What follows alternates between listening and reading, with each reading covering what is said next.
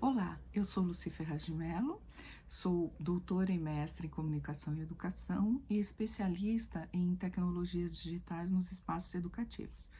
Hoje eu estou aqui para conversar um pouco com vocês sobre as metodologias ativas, protagonismo e o uso das tecnologias na educação. Fazer um apanhado de qual é a relação entre tudo isso. Vamos começar pelas metodologias ativas. Tem muita gente que fala que esse conceito, essa proposta é nova, ela tem uma série de premissas, enfim. Na verdade, o termo eventualmente é novo, né? Porém, quando nós vamos olhar as características das metodologias ativas, inclusive se nós pegarmos algumas das sistematizações das metodologias e das estratégias que estruturam essas metodologias, nós vamos perceber alguns pontos comuns. Tá certo?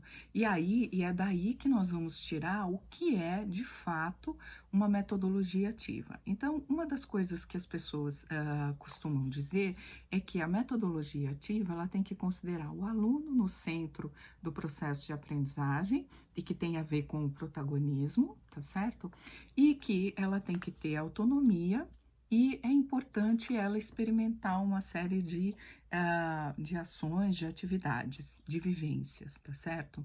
Então, se nós formos recuperar os autores, né, da educação a partir dos quais nós temos estudado os processos de educação e desenvolvido vários dos processos didático-pedagógicos ao longo de séculos, nós vamos perceber o seguinte, que as premissas das metodologias ativas, elas nos remetem às ideias de Dewey, que são do final do século XIX e começo do século XX. Tem questões de processo em Piaget, tem questões das relações com o ambiente do próprio Vygotsky, tem a questão da espiral de aprendizagem do Brunner, que ele se baseia exatamente em Vygotsky e em Piaget, tá certo?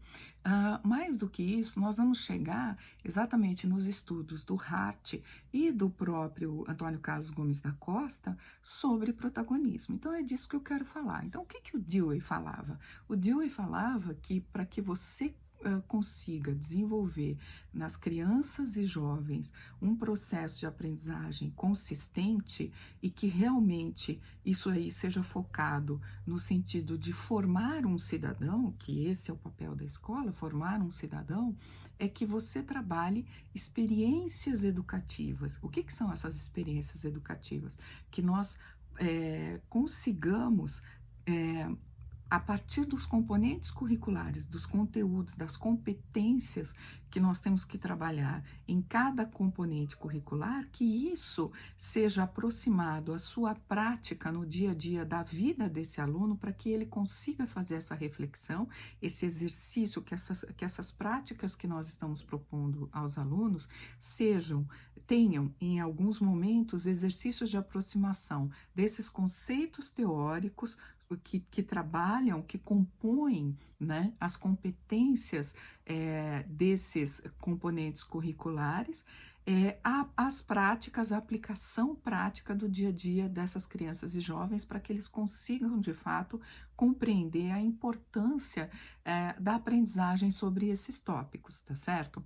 E aí, então, o que ele fala? São esses exercícios de experimentação, são esses exercícios de aproximação da aplicação prática desses conceitos teóricos que vão trabalhar o que ele chamava de experiência educativa. E no caso do próprio Piaget, ele falava desse processo, que é por isso que nós temos que olhar para esse processo para ver, né?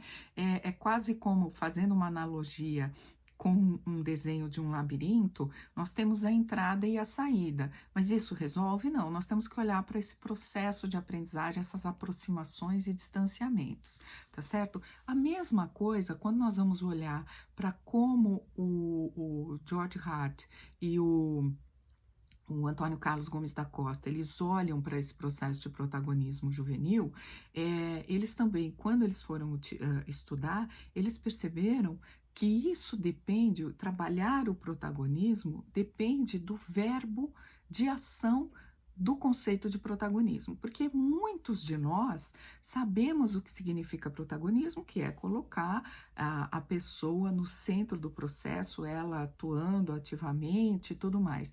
O que é atuar? É o participar. Então, o George Hart, ele definiu 8 tipos de participação que podem ser solicitadas das crianças e jovens, que não necessariamente são algumas delas, alguns desses tipos de participação, são do tipo protagonista, mas elas são importantes, tá certo?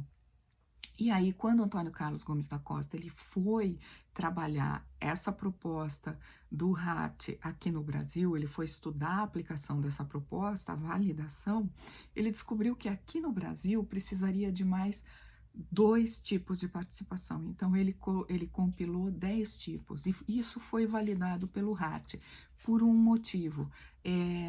A autoestima da criança e jovem brasileiro, ela é muito baixa quando não é inexistente. Então, o que acontece com isso? Nós temos muitas vezes que trabalhar as participações dessas crianças e jovens, dando um passo atrás, para que, a partir daí, ela comece a entender que aquilo é para ela, que é uma coisa que ela gosta, que ela gostaria de participar, porque muitas vezes ela não quer nem participar porque ela acha que aquilo ela não tem direito, porque ela é menos que nada. Então, você vai trabalhando esses critérios de esses tipos de participação, como o Hart e o Costa colocam. E quando nós olhamos para esses tipos de participação, à luz da própria metodologia ativa, nós vamos percebendo que muitas vezes, tá? Quando nós definimos uma atividade, descrevemos e propomos uma atividade para os nossos alunos, em que nós pensamos que eles estão sendo protagonistas, na verdade, nós temos a preocupação de descrever tanto essa atividade, de dar tudo tão esmiuçado, que ao fim e ao cabo, o que acontece? Eles só estão cumprindo a atividade, eles não estão sendo protagonistas, eles não estão tendo uma participação do tipo que eles podem planejar, que eles podem refletir, que eles podem tomar decisão, que eles podem criar alguma coisa. Na verdade, nós estamos pedindo para que eles cumpram a atividade. Então, muitas vezes eu já vi propostas de projetos, de aprendizagem por projeto, aprendizagem por resolução de problemas, em que pese que, em teoria, sejam metodologias ativas, tidas como ativas, na verdade, na prática, o professor ele fala assim, olha, então, nessa aprendizagem por projeto, você vai ter que fazer isso, ele só tem que preencher, né? Então, ele acaba esvaziando o princípio da metodologia ativa, que é colocar esse aluno como protagonista, porque, na verdade, ele coloca o aluno para cumprir tarefa. Então, ó, você vai ter que fazer esse tópico, vai ter que fazer esse, preenche isso, e me entrega o relatório. Então, é importante nós olharmos para o tipo de participação que nós estamos prevendo para esse aluno, mas não só isso, nós temos que olhar para o comando que nós estamos dando, né? E para os tempos que nós estamos pensando para essa atividade, porque dependendo dos tempos e do comando, é o que eu falei, ele vai cumprir a atividade. Então, é interessante nós pensarmos isso na nossa aula remota, né? Então, quando nós colocamos a tecnologia a serviço da educação, principalmente agora nesse processo e mesmo depois quando voltar ao normal, nós temos que ver assim que a tecnologia ela nos permite um registro muito maior desse processo, né? Então, nós temos que pensar também qual o tipo de comando que nós temos que dar para esse aluno para que ele de fato planeje, que ele tome decisão, que ele avalie, que ele se autoavalie, que ele possa avaliar o colega, que ele possa colaborar, que ele possa fazer gestão do conhecimento junto com os colegas. Então, nós temos que tomar bastante cuidado com isso para que, de fato, a gente consiga que a metodologia ativa ocorra. E aí, com isso, o que nós começamos a fazer? Nós começamos a criar as nossas próprias metodologias ativas. Nós começamos a sair daqueles modelos sistematizados prontos, que eles são excelentes, mas muitas vezes eles não cabem na nossa prática. Então, quando nós entendemos qual é a lógica da metodologia ativa, que ela está intrinsecamente ligada a esses tipos de participação que levam ao protagonismo e ao tipo de comando que nós estamos dando, nós começamos a entender como de fato nós podemos trabalhar a metodologia ativa em sala de aula, principalmente agora, e inclusive agora, na educação remota com o uso de tecnologias, tá ok? Era isso que eu tinha para falar hoje. Obrigada.